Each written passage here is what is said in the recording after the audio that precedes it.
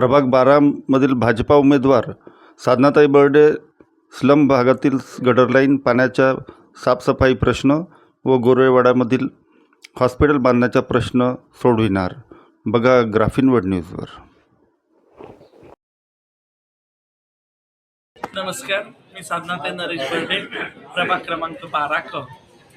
2012 सुद्धा आपले नेते माननीय नितीनजी गडकरी साहेब, त्याचप्रमाणे माननीय नेते आपले देवेंद्रजी साहेब यांना मी खूप त्यांचं आभार मानते की त्यांनी मला पुन्हा एकदा संधी दिली.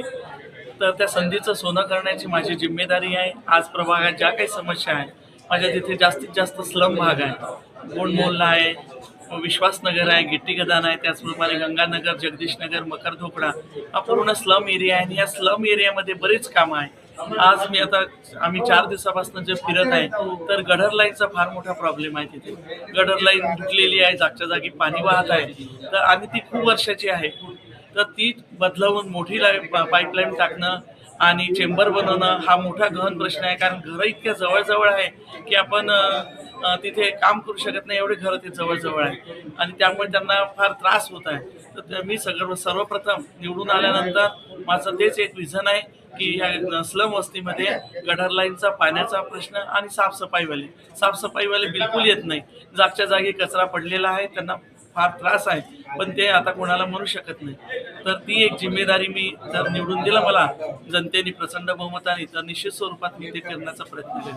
जनता की शिकायतों के समाधान के लिए स्थायी व्यवस्था कैसे बनाएंगे आप, यदि अगर चुन के आते तो जो भी समस्या रहेगी, जो भी पानी रहो, दिया रहो, रोड रहो, कुछ भी, और सीनियर सिटीजन के लिए एक विरंगुड़ा केंद्र, उनको बैठने के लिए, और लड़के जो है उनको लाइब्रेरी और गार्डन बना, उसमें ग्रीन जिम, बच्चों के लिए खिलौने, और स्मशान घाट. अभी 2 स्मशान घाट है, एक शिवाजी चौक में हमारी इधर, एक उधर दाभा साइड में है.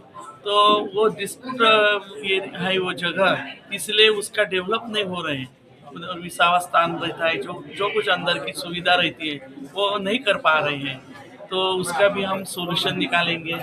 और अभी दाभा बस्ती में क्रांति ज्योति सावित्रीबाई फुले की आज जयंती थी, तो मैं वहाँ गई. तो उन लोगों की इच्छा है कि उधर एक कॉलेज चाहिए, और सब बच्चे नागपुर में जाते हैं शहर में, तो इधर ही कॉलेज और दवाखाना चाहिए, ऐसी उनकी मांगनी थी.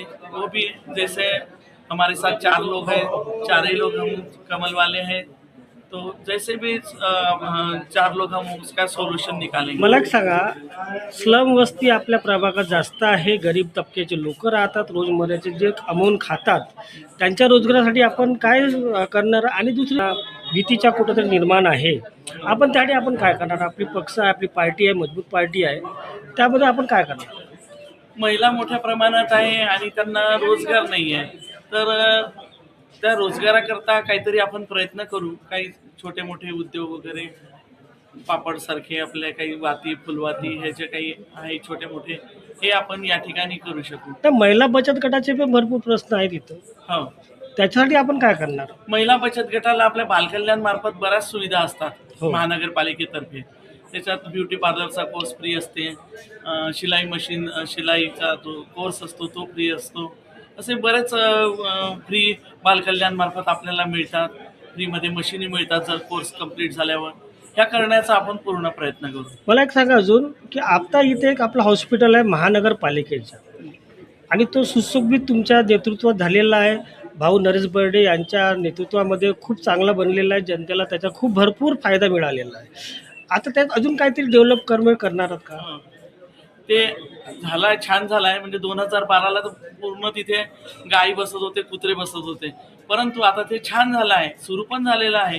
परंतु तिथे पॅथॉलॉजीची फार आवश्यकता आहे. कारण आपण ते पॅथॉलॉजीमध्ये जे काही चेकअप असते ते जर झालं तर त्यांना लगेचच आरोग्याचं जे काही तकलिफी असेल त्या त्यांच्या दूर होतील. प्रभागातल्या भरपूर लोकांना अजून एक प्रश्न आहे, बऱ्याच वर्षाचा आहे, केंद्रीय मिनिस्टरापर्यंत ही बातमी गेलेली आहे. इथं आपल्या एक मोठं हॉस्पिटल नाही आहे, जो प्रसूतीसाठी आई बहिणीसाठी त्रासदायक आहे, लांब जावं लागते. हा प्रश्न नरेश भाऊ समोर आम्ही तिथे मांडलेला आहे. त्यासाठी आपण काय करणार हॉस्पिटल? हॉस्पिटलची जागा तर आता उपलब्ध नाही, त्याच हॉस्पिटलमध्ये आपण काही करू शकू. ज्या सुविधा आहे आता त्या सुविधा त्याच हॉस्पिटलमध्ये आणू शकू, किंवा आपल्याला गोरेवाडा साईडनं जागा आहे तिथे तिकडे गोरेवाडा साईडच्या लोकांची सुद्धा इच्छा आहे का इकडे, कारण तोही आउटर भाग आहे, तिथे एखादा हॉस्पिटल व्हावं अशी त्यांची इच्छा आहे. तर आपल्याला जसाही फंड मिळाला, जसंही आपण आमदार निधीतून म्हणा, खासदार निधीतून आपल्याला जे काही मिळालं ते आपण एक तर इथे व्यवस्था करू, किंवा आपण गोरेवाड्या साईडने एक चांगलं हॉस्पिटल निर्माण करण्याची माननीय गडकरी साहेबांना विनंती करू. म्हणजे आता तुमच्यासोबत जे पॅनलमध्ये आहेत त्याच्याबद्दल आपण थोडीशी माहिती द्या. आपण सांगा तुमचं. आमचं भारतीय जनता पार्टीचं पॅनल इथे फार स्ट्रॉंग आहे, कारण त्यामध्ये माझे महापौर मायाताई युवनाते जी आहे, त्याचप्रमाणे जी दर्शनीताई धवड काँग्रेसमध्ये होत्या त्या आता इथे आल्या आहेत, त्या स्ट्रॉंग आहे. मी साधनाताई बर्डे, त्यानंतर विक्रम गालवंशी, जे काही जगदीश गालवंशी माझ्यासोबत 2012मध्ये आम्ही सोबत होतो, सोबत आम्ही फिरलो, सोबत निवडून आलो. तर त्यांचा मुलगा आता तो माझ्यासोबत आहे. पण आमचं एक स्ट्रॉंग पॅनल म्हणून सर्व लोक बघत आहे, आणि तेच पॅनल पूर्ण येईल, आणि आम्ही पॅनलसोबत चालत आहे, आणि चारही लोक आम्ही फिरत आहे. म्हणजे एक मिनिट, आम्हाला एक सांगा की आता जनतेला आपण काय आव्हान करणार?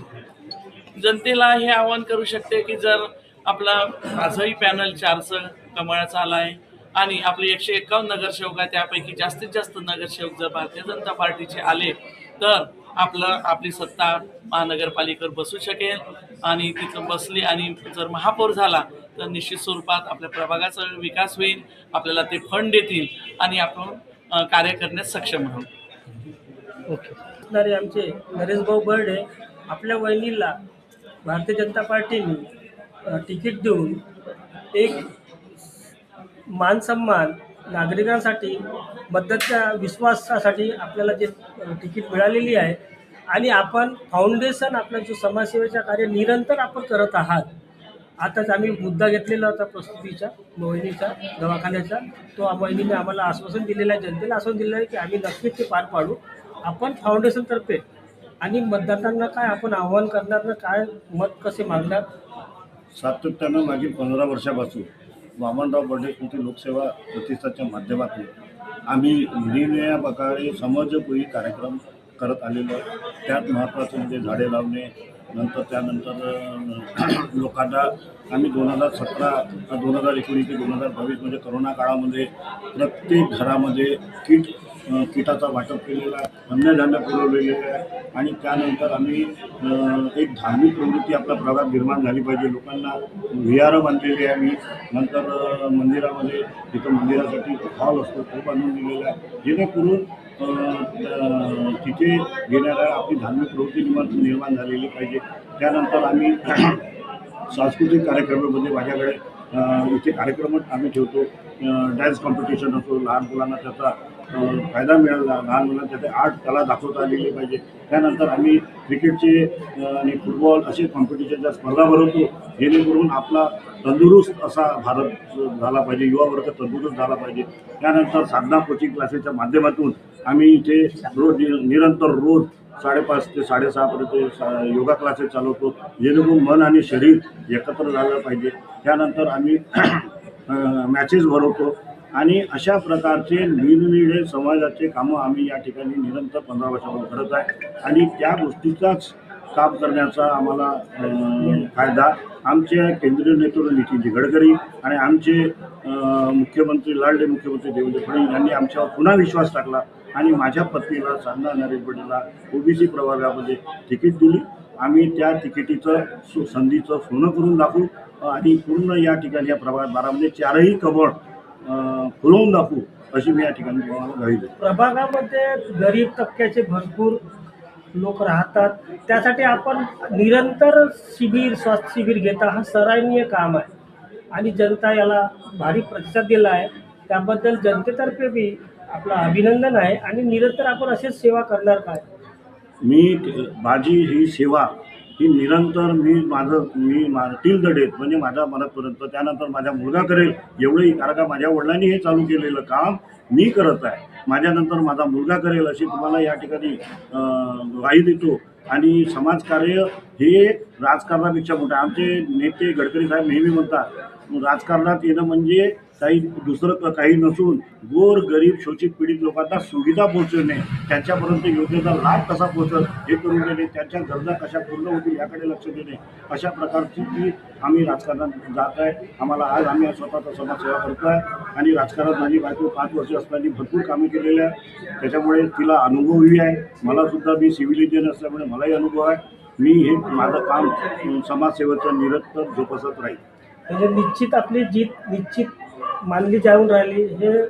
हे जनता जनार्दन अशा प्रकारचे कामं करणारे प्रत्येक ठिकाणी आहे. राजकारण वेगळं, राजनीती वेगळी असते, परंतु मला पूर्ण विश्वास आहे की माझ्या जनतेने, माझ्या गोरगरीब जनतेने माझ्यावर विश्वास टाकला आहे आणि मी पूर्ण आमचं पॅनल मी भारतीय जनता पार्टीलाही सांगतो का हे पॅनल पूर्ण निवडून येण्याची आम्ही प्रयत्न करू. जनतेला काय आवाहन करणार तुम्ही? जनतेला एवढंच आवाहन करतो का या ठिकाणी या प्रभागातील जनतेला सांगू इच्छितो का त्यांनी कोणत्याही प्रकारचा प्रेशर दबावाखाली न येता आणि भारतीय जनता पार्टी, महाराष्ट्र सरकारने आणि आमचे नितीन गडकरी यांनी जे विकासाचा ध्येय गाठून जी कामं केलेली आहे त्या कामाला पाहून आणि आमचे मुख्यमंत्री यांनी कोणत्याही जातपात न करता ज्या योजना राबवलेल्या आहेत त्या योजनेचा लाभ आम्ही लाभार्थ्यापर्यंत पोहोचलेला आहे. ती लाभार्थी आता होत देणार आहे. तर त्यांना सांगतो का त्यांना न विसरता येणाऱ्या 15 तारखेला कमळाचं बटन दाबाचं आणि आमचे 4ही पॅनलमध्ये असलेल्या उमेदवाराला निवडून द्या, एवढंच मी त्यांना आवाहन करतो. धन्यवाद.